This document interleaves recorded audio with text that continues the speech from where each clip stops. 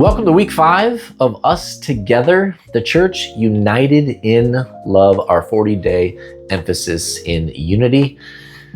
By now, you've read through a large part of the book of Nehemiah, and you've discovered that the rebuilding of the wall took a lot of energy. It took a lot of people doing a lot of different things. Everybody rebuilt the part of the wall that was in front of them. And in this week's lesson, there's a lot of reading with a lot of listed names. Nehemiah 3, 7, 10, and 11. I mean, if you can pronounce all these names, good job. But there are a lot of names. And the reason that Nehemiah put all these names in the book is because every single person matters. Think about the rebuilding of the wall and the monumental task that it was. Think about all of the people rebuilding the part of the wall that was in front of them. The unity builder for this week is using gifts in harmony. Now, the divisive seed is conditional service, and you can see that in your small group guide right there. So today is all about maximizing your gifts. How do we use our gifts in harmony? Now, we're going to lean into Ephesians chapter 4, verses 11 and 12 today. And so as you look at your lesson and you look at Ephesians, the thing I love about this passage is that in Ephesians chapter 4, it's all about the building up of the body of Christ. Now, I don't know that you've seen that before, but in Ephesians chapter 4, it says he gave some to be apostles, prophets, evangelists, shepherds, and teachers. And then he goes on to say, to equip the saints for the work of the ministry. So he gives us gifts to equip each other for the work of the ministry. And then what's the ultimate goal?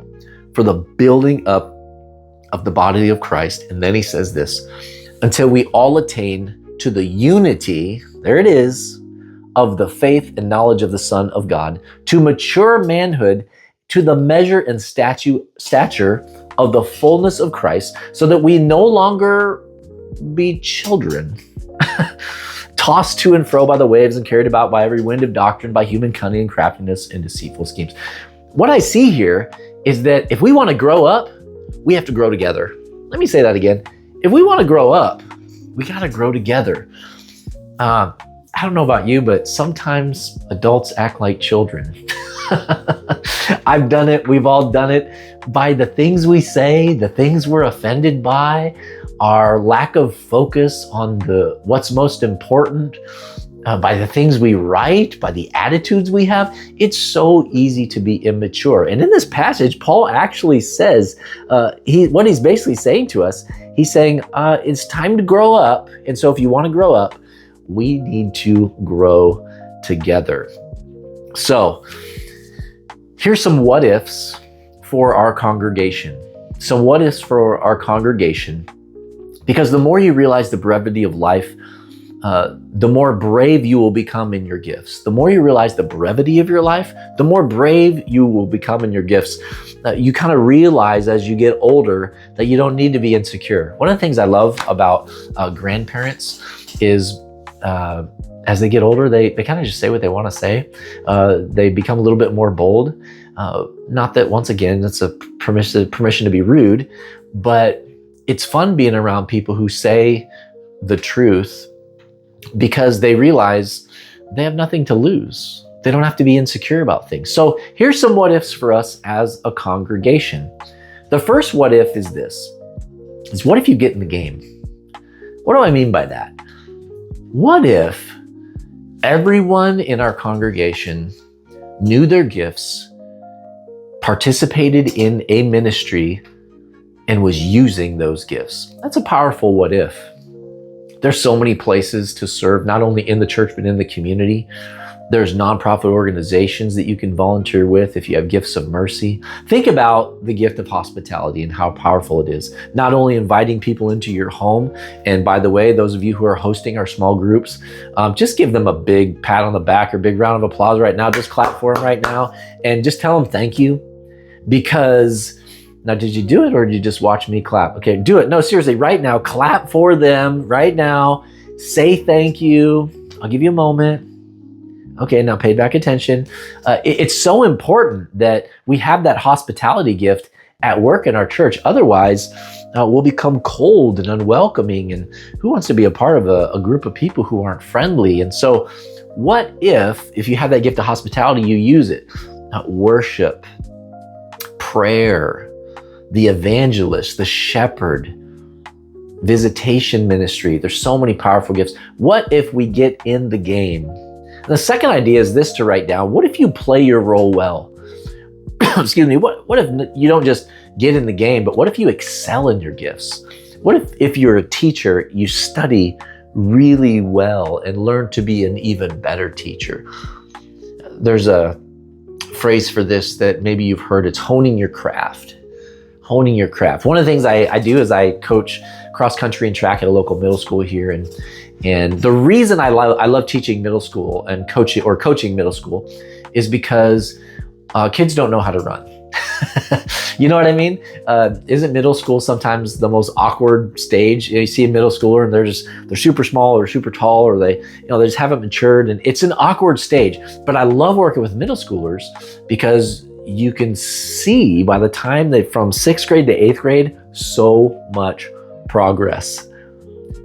What if you and I have that same approach? And what if we grow up into our gifts? And if we're an evangelist, we begin to use that well. We begin to think about how can we be more strategic. If we're a shepherd, how can we create systems that care for people and make sure everybody is okay? If we're an apostolic gift, how can we expand the gospel and go beyond our borders and take risk and help the church not to be afraid of losing something? If we're a prophet, what if we're not afraid to speak up and to say the truth in powerful ways that lead to growth and sanctification and maturity in the body of Christ? Play your role well. He gave some to be apostles, prophets, evangelists, shepherds, and teachers. In the chapter of the book, what you'll find is you'll find a good explanation this week in one of those chapters about what each of those gifts are. And I encourage you to connect with your leader and connect with Nathan, one of our pastors. They can guide you in making sure that you have that assessment, and go ahead and take an assessment of what your gifts are. You might already have a clue of what it might be, but I encourage you to take that assessment. What if, number 3, we invite others? What if we invite others? What is for your ministry? So many times we are good at something and then we just do it. Your role is to pass it on. Your role is to build someone up and then give your ministry away to them. Some of the most powerful programs of sports programs are programs that find a successor. Let me ask you a question. Who's your successor? Who are you planning on handing that ministry off to? Who can you bring alongside of you, show them how to do it, because eventually you want to give it to them. In Christian circles, we call that discipleship, mentoring, coaching. Find someone to bring along, and I guarantee you that the gifts of the church will be maximized. And finally, what if, here we go again, right? He keeps talking about this. What if you forgive others? What if you forgive? What if it's okay if someone offends you in our church family because you realize that you come from a place of forgiveness? As we grow up into maturity, forgiving one another, loving one another. Let me read to you that passage again in Ephesians chapter 4. It says this.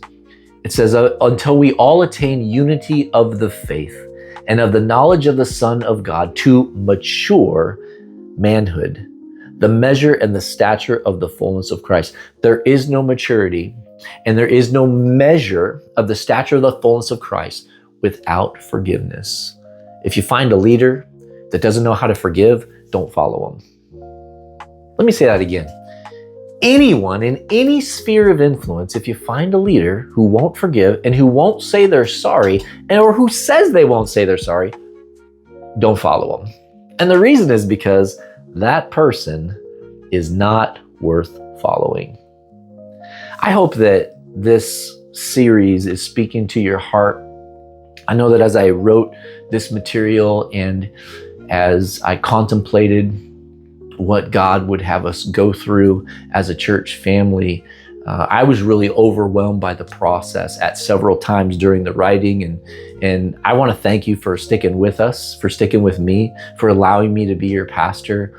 And I just believe that we have so much more in front of us, and that our best days are ahead, and that God is going to do something great with you, with your small group. So here's what I want you to do. You can look at that challenge box and go ahead and do that challenge this week, but I also would like you to do this. I want you to send either Nathan or myself or one of the staff people a story. Maybe, what is God saying to you? Maybe he's said something really profound. Maybe God did something in your group, or maybe there's a healing, a physical healing, a spiritual healing. Will you reach out to us? Let us know what's happening. I just want to know how this is hitting you and what God is doing. So next week is our last week together for this series, but go and maximize those gifts. Lean into your gifting, and I look forward to seeing you back here next week.